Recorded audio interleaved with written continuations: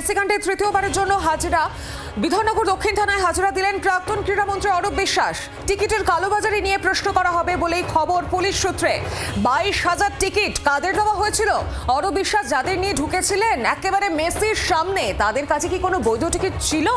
এরকমই একাধিক বিষয় উঠে আসছে, আর এই বিষয়গুলো নিয়েই জিজ্ঞাসাবাদ করা হবে বলে আমরা সূত্র মারফত খবর পাচ্ছি এই মুহূর্তে। এই নিয়ে তৃতীয়বার প্রাক্তন ক্রীড়ামন্ত্রী অরূপ বিশ্বাসকে জিজ্ঞাসাবাদ 18 জুন এবং 22 জুন দুবার তাকে জিজ্ঞাসাবাদের জন্য ডাকা হয়েছিল, তলব করা হয়েছিল, আর এই নিয়ে এবার তৃতীয়বার হাজিরা দিলেন মেসি কাণ্ডে অরূপ বিশ্বাস।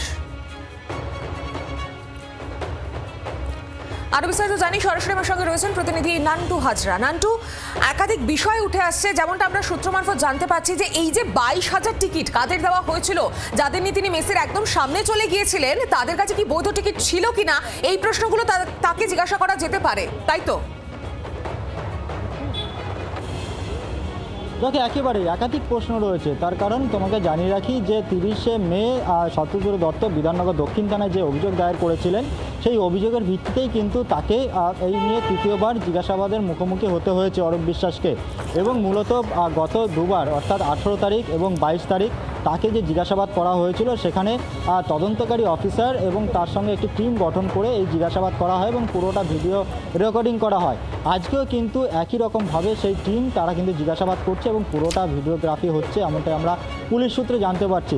মূলত এই যে 22,000 টিকিট, যে টিকিট জোরপূর্বক নেওয়া হয়েছিল বলে এমনটাই শতদ্র দত্ত তার অভিযোগ, এবং সেখানে দাঁড়িয়ে সেই বিষয় নিয়ে যেমন জিজ্ঞাসাবাদ করা হচ্ছে, অন্যদিকে এই যে 22,000 টিকিট তিনি নিয়েছিলেন, সেই টিকিট কাদের মাধ্যমে তিনি বিলিয়েছিলেন, কাদেরকে দিয়েছিলেন, এবং কালোবাজারি করে টাকা নেওয়া হয়েছিল যে অভিযোগ, সেই অভিযোগে এই টাকা সেই আদৌ কি নেওয়া হয়েছিল কিনা এবং সেই টাকা কারা তুলেছিল, এরকম একাধিক বিষয় রয়েছে, যে বিষয় নিয়ে কিন্তু জিজ্ঞাসাবাদ করা হয়েছে। ইতিমধ্যে সেই জিজ্ঞাসাবাদ শুরু হয়েছে, অর্থাৎ এই নিয়ে তৃতীয়বার অরূপ বিশ্বাস বিধাননগর দক্ষিণ থানায় মেসি কাণ্ডে জিজ্ঞাসাবাদের কিন্তু মুখোমুখি হয়েছে।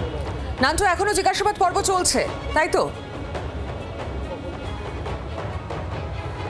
দেখো, একেবারে 9:58 অরূপ বিশ্বাস বিধাননগর দক্ষিণ থানায় প্রবেশ করেন। 10টার মধ্যে তাকে আসার কথা বলা হয়েছিল বিধাননগর দক্ষিণ থানার পুলিশের তরফ থেকে, এবং দেখা যায় যে 9:58 তিনি কিন্তু এসে পৌঁছন বিধাননগর দক্ষিণ থানায়, এবং তারপরেই তদন্তকারী যে টিমটি রয়েছে, অফিসার এবং তার যে টিম, তারা কিন্তু ইতিমধ্যেই সেই জিজ্ঞাসাবাদ শুরু করেছে বলে আমরা এমনটাই পুলিশ সূত্রে জানতে পারছি। একেবারে নান্টু, তুমি সঙ্গে থাকো। এই মুহূর্তে আমাদের সঙ্গে টেলিফোন লাইনে রয়েছেন মেসির যে অনুষ্ঠান, সেই অনুষ্ঠানের আয়োজক শতদ্র দত্ত। শতদ্র বাবু, বিধাননগর দক্ষিণ থানায় অরূপ বিশ্বাস অবশেষে আরো একবার হাজিরা দিলেন, একাধিক প্রশ্ন সামনে উঠে আসছে, তাকে জিজ্ঞাসাবাদ করা হচ্ছে। হ্যাঁ, এটা তো মানে এই প্রসেসটার জন্য আমি গভর্নমেন্টকে থ্যাংক ইউ জানাবো যে ওনারা এই জিনিসটাকে কন্টিনিউয়াস রাখছেন, এবং আমার জুডিশিয়ারির উপর আস্থা আছে। ইনভেস্টিগেশনটা তো এরকম ভাবেই হওয়া উচিত, এতদিন তো হয়নি, এখন হচ্ছে, এটা দেখেই ভালো লাগছে। ধন্যবাদ আপনাকে। আমাদের সঙ্গে ছিলেন প্রতিনিধি নান্টু হাজরা। নান্টু, তোমাকেও ধন্যবাদ। বাংলার আওয়াজ, বাঙালির আবেগ, জি 24 ঘন্টা।